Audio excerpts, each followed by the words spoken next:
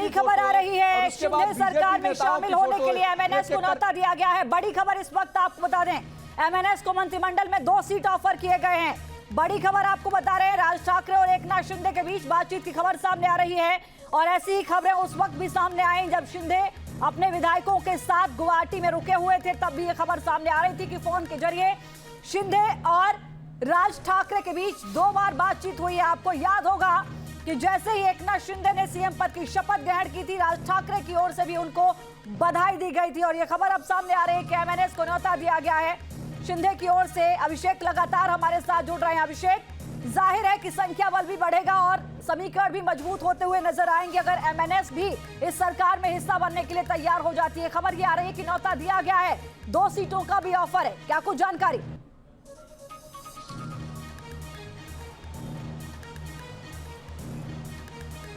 देखिए, अभी तक जो जानकारी मिली है उसके हिसाब से एमएनएस के 1 एमएलए हैं, तो कोशिश ये की जा रही है कम से कम 1 सीट एमएनएस को दी जाए, क्योंकि एमएनएस के पास एमएलए है और एमएनएस ने खुले तौर पर बीजेपी और शिंदे गुट का समर्थन किया। जिस तरीके से एमएनएस अध्यक्ष राज ठाकरे ने पत्र जारी करके देवेंद्र फडणवीस को बधाई दी और एकनाथ शिंदे को बधाई दी, उससे साफ हो गया कि एमएनएस कहीं न कहीं सरकार का हिस्सा बनने जा रही है। और एमएनएस को बनाया जाता है सरकार का हिस्सा, तो इससे शिवसेना का जो उद्धव ठाकरे खेमा है वो काफ़ी कमज़ोर होगा, क्योंकि ठाकरे को अगर ठाकरे काउंटर करेंगे और शिंदे काउंटर करेंगे तो शिवसेना पहले से ही टूटी है। अगर एक दूसरे ठाकरे को और मजबूत किया जाएगा तो उद्धव ठाकरे का धीरे धीरे कमजोर होंगे और महाविकास अघाड़ी के दिनों से हम ये देख पा भी रहे हैं कि राज ठाकरे भी हिंदुत्व की विचारधारा को आगे रखते हुए अपना एक परसेप्शन जो हिंदू हृदय सम्राट का कभी शिवसेना का हुआ करता था, वही परसेप्शन राज ठाकरे ने भी पिछले दिनों दिखाया। एक और बड़ी खबर आ रही है, सीएम बनने के बाद संजय राउत का, यानी शिंदे जब सीएम बने हैं उसके बाद संजय राउत ने एक बड़ा खुलासा किया है।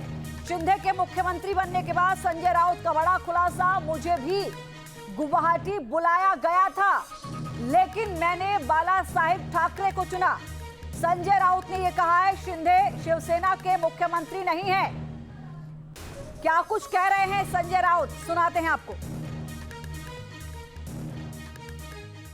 अगर किसी के मन में कोई नई भावना आती है तो पार्टी चीफ से बात कर सकते हैं, भाग कर नहीं जा सकते ना। जैसे अब गुवाहाटी या ये सब जो डेस्टिनेशन बनाए हैं पॉलिटिकल टूरिज्म के, वहाँ नहीं जाएंगे हमारे खासदार लोग, क्यों? तो वो अभी राज्य के मुख्यमंत्री बन गए बीजेपी के साथ। और कल उद्धव ठाकरे साहब ने कहा है, वो कुछ भी कहे, चाहे हमारा नाम का इस्तेमाल करे या और कुछ करे, वो शिवसेना के मुख्यमंत्री नहीं है, ये स्पष्ट हो।